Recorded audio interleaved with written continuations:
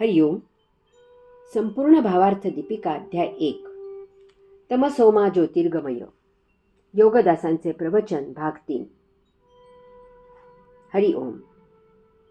भावार्थ दीपिकेची सुरुवात पहिल्या श्लोकाने धृतराष्ट्राकडून झाली. त्यानंतर दुसऱ्या श्लोकापासून 11व्या श्लोकापर्यंत दुर्योधनाचे श्लोक आहेत. दुर्योधन हा धृतराष्ट्राचा सर्वात मोठा पुत्र. तो महामगरूर, मस्तवाल, उद्धट, बेमुरवत, सत्तापिपासू, कसलाही मुलाहिजा न ठेवणारा होता. चुलता पंडूच्या निधनानंतर धृतराष्ट्र अंध असल्यामुळे दुर्योधनच राज्यकारभार चालवत असे. त्याने धृतराष्ट्राला नामधारी राजा केले होते. पांडवांचा द्वेष करण्यात, त्यांना ठार मारण्यासाठी कट कारस्थाने रचण्यात, कपटाने द्यूत खेळून पांडवांना कंगाल करण्यात, माते समान वहिनी असलेल्या द्रौपदीची भर दरबारात वस्त्र फेडून विटंबना करण्यात, पांडवांना देशोधडीला लावण्यात, पांडवांना त्यांच्या हक्काच्या वाटणीचे राज्य त्यांना न देण्यात तो त्याच्या पित्यापेक्षा 4 पावले पुढेच होता. पंडू अरण्यात राहूनच राज्यकारभार करत असे. यामुळे जन्मापासून दुर्योधनाची मानसिकता संपूर्ण राज्य आपलेच आहे अशीच होती. बालपणापासून तो संपूर्ण राज्याचा विलासी भोग घेत होता. यामुळे पंडूच्या निधनानंतर पांडव राजधानीत राहायला आल्यावर त्याला आपले राज्य लुबाडायला हे कोणीतरी उपटसुंभ येथे आले आहेत अशीच त्याची समजूत झाली होती. दुर्योधनाने रणांगणावर आल्यावर पांडवाच्या सैन्याचे, त्यांनी रचलेल्या व्यूहाचे त्याच्या बाजूला उभे राहून निरीक्षण केले. माऊलींनी पांडवांच्या सैन्याचे आणि त्यांनी रचलेल्या व्यूहाचे वर्णन केले आहे.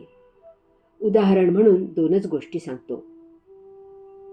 वडवानल पेटून तो प्रलय वाताने भडकल्यावर ज्याप्रमाणे समुद्रातील पाण्याचे शोषण करून तो आकाशापर्यंत प्रदीप्त होतो, त्याप्रमाणे पांडवांचे भयावह सैन्य अनेक प्रकारच्या व्यूहरचनेने तयार केलेले असल्यामुळे त्यावेळी ते अतिशय भेसूर दिसले. परंतु ज्याप्रमाणे सिंह हत्तीच्या कळपाला तुच्छ मानतो, त्याप्रमाणे ते सैन्य दुर्योधनाने तुच्छ मानले. कारण त्याच्यात सत्तेची मस्ती, शक्तीची वृथा घमेंड, स्वतःबद्दल अवास्तव विश्वास काठोकाठ भरलेला होता. अशा वेळी माणसाची दृष्टी समतोल राहत नाही. त्याला त्याच्या एककली लक्षाप्रमाणेच सर्वत्र दिसू लागते. मला येथे राम गणेश गडकरी यांच्या संपूर्ण बाळकराम यामधील वरसंशोधन याची आठवण झाली. अगदी थोडक्यात एक उतारा येथे देतो. त्याकाळी मुलीचे वडील मुलगी उपवर झाली की गोगलगाईच्याही दसपट मलूल होत असत. गडकरी त्यांच्या साधारण ओळखीच्या एका गृहस्थांकडे त्यांच्या मित्राबरोबर त्याच्या मुलीसाठी पत्रिका द्यायला गेले. त्या गृहस्थाने त्यांचे तोंड भरून स्वागत केले. परंतु त्यांच्या मुलासाठी गडकरी स्थळ घेऊन आले आहेत असे समजताच त्यांचा नूर पालटला.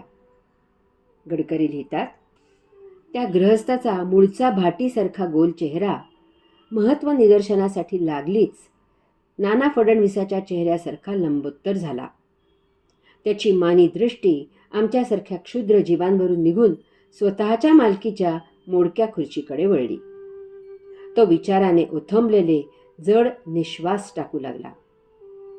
फाटकी सतरंजी, वळकिटीची बेबंदशाही, मोडकी खुर्ची, अंगठे तुटलेल्या वहाणा, स्वतःचे काळे मिचकूट धोतर, घरात मावेनासे झालेले दारिद्र्य वगैरे ऐहिक गोष्टींचा क्षणभर विसर पडून तो उच्च विचारांच्या भराऱ्या मारू लागला. अखेर त्याला मृत्यूलोकाच्या वस्तीची आठवण करून देण्यासाठी मी विचारले, मग काय मानस आहे तुमचा? फारच मोठा सुस्कारा टाकून चिरमुटलेल्या व काळाकुट्ट ओठांचे वर्तुळ करून, भुवया आडव्या तिडव्या उडवून व मान किंचित उजवीकडे कलती करून तो प्राणी प्रत्येक शब्दानंतर विसावा घेत म्हणाला, या जन्मी आम्हास कर्तव्य नाही. वाचक हो, वरपक्षाला स्वतःचे किती विस्मरण पडते याची तुम्हीच कल्पना करा. हा महारजतमोगुणी दुर्योधन स्वतःची अवकात विसरला. द्रौपदी स्वयंवराचे वेळी दुर्योधन, कर्णादी सर्वांनी ब्राह्मण वेशामधील पांडवांना राजकन्या असलेल्या द्रौपदीला न्यायला विरोध केल्यावर अर्जुन आणि भीम यांनी त्यांना ठार करणे शक्य असूनही केवळ झोडपून पिटाळून लावले होते. गंधर्व कन्येची छेड काढल्यामुळे दुर्योधनाला आणि कर्णाला गंधर्व रथाच्या मागे बांधून घेऊन चालले होते. त्यावेळी पांडव तेथे जवळच वनवासात होते. त्यावेळी पांडवांनी युधिष्ठिराच्या सांगण्यावरून याला आणि कर्णाला गंधर्वांच्या बंदीमधून सोडवले होते. विराटावर स्वारी केली त्यावेळी एकट्या अर्जुनाने भीष्म, द्रोण, कर्ण स्वतः दुर्योधनादी सर्वांना पिटाळून लावले होते. असा हा पळपुटा दुर्योधन स्वतःच्या पराक्रमाच्या मिथ्या घमेंडीत पांडवांचे सैन्य दुर्लक्षित करून तुच्छ मानत आहे. याचे कारण एकच, हा वृथा अभिमानाने मस्तीला आला आहे. पांडवांना वनवासात घालवण्यात यशस्वी झाल्यामुळे त्याला आकाश ठेंगणे झाले आहे. उर्वरित भाग पुढील प्रवचनामध्ये पाहू. हरि ओम.